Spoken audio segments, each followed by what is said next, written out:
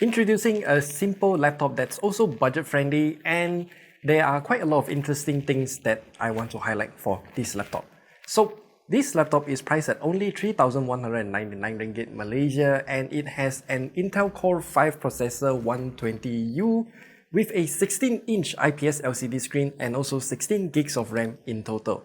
Now, the specs alone do not tell the full story about this laptop, so let's get into it in detail. When we first look at this laptop, it looks like any other Vivobooks that we have reviewed so far.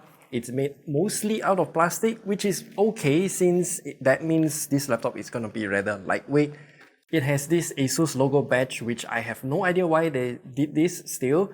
It's going to catch a lot of dirt in between the two protrusions, but this laptop does have the ASUS antimicrobial guard plus surface coating to prevent bacterial reproduction.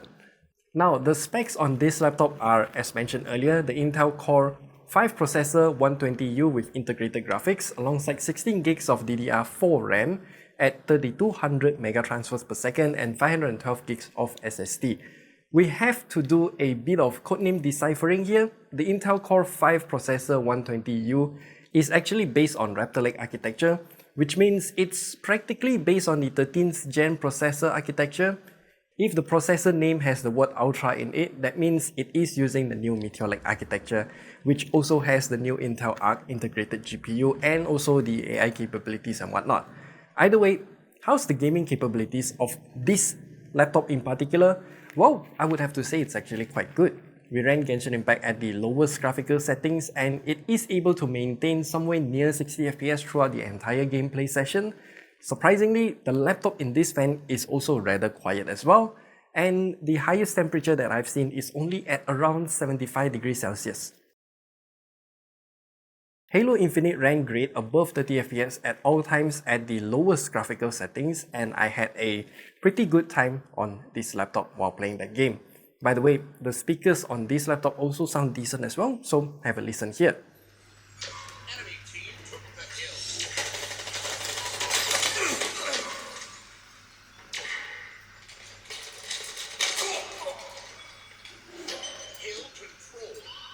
Counter-Strike 2 is also a game that ran fine, somewhere around 60 FPS at the lowest graphical settings, but I did not enable VSync during this recording. I urge you to actually enable VSync because this laptop, it has a lot of screen tearing while I was playing CS2. And speaking of the screen on this laptop isn't exactly the best. It's a pretty basic IPS LCD screen that only covers 61.24% of sRGB and 43.70% of DCI-P3 color gamuts, but with a very low delta E number. At the maximum brightness, this laptop can only go for around like 300 nits, like what I have here. This is actually the maximum brightness in our Bright Studio likes. It's still adequate enough, I would say, but if I am to sit beside a window during a bright sunny day, then 300 nits might not be sufficient.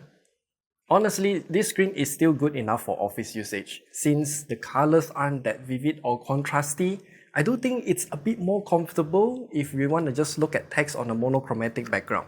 But of course, watching movies and even YouTube videos just doesn't look as good as many other laptops out there with better screens. Still, we can try to upgrade the screen if we want to, so watch our experience at the top right corner there if you want to learn more about that whole ordeal. I'm not sure if this laptop screen can be swapped out, so do it at your own risk. Alright, the upgradability of this laptop. This laptop uses Phillips screws, which is great, but there isn't really much to do when we actually open up this laptop. For our configuration, it has 8 gigs of RAM that is already soldered onto the motherboard, but another 8 gigs of RAM is provided by the SODIMM slot. This is actually the recommended configuration since the RAM will work in dual channel mode. The Wi-Fi card is a basic Intel AX101 Wi-Fi 6 card, and that single SSD slot is also taken up by the included 512 gigs Micron 2400 NVMe SSD. I mean, we can swap out those two components for something else, but I recommend you to only swap out the SSD to 1TB or 2TB if you really need it. And the battery life. This laptop comes with a 42 Wh battery, which is pretty small in all things considered, but I can still get around like 6 hours of usage while browsing the web, streaming YouTube music, and also occasionally some YouTube videos. I am using it in the silent power profile while on battery and at about 50% brightness, and to get that amount of battery life, I would say it's actually pretty good. There was no lag when I was using this laptop in the silent power profile.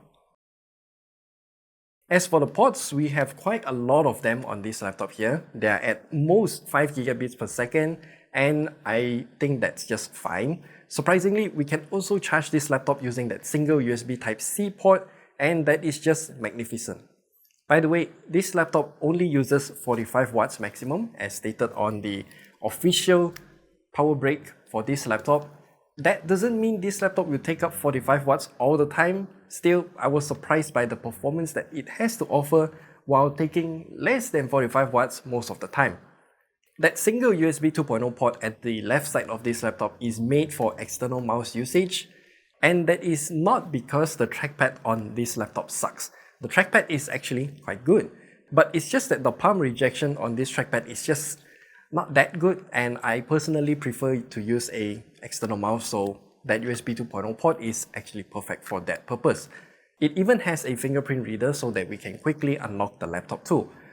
As for the keyboard on this laptop, it's the usual great ASUS laptop keyboard. The keys have great travel distance, they are bouncy, and it's just very fun to type on. It does have a number pad, so if you want to do your accounting using this laptop, then go ahead. So at the end, this laptop is at 3,199 ringgit in Malaysia, and I think it is quite good in terms of value. Sure, the screen might be a problem for certain use cases, but the performance is actually quite good. We can even play some games on it, and I think that's just good. However, if you want something at around the same price that is much more powerful in terms of performance, then take a look at the MSI laptop. I'll leave it at the end screen here for you to go over to that video and check it out. And if you have any other questions regarding the ASUS Vivobook A1605, then leave them down in the comment section below.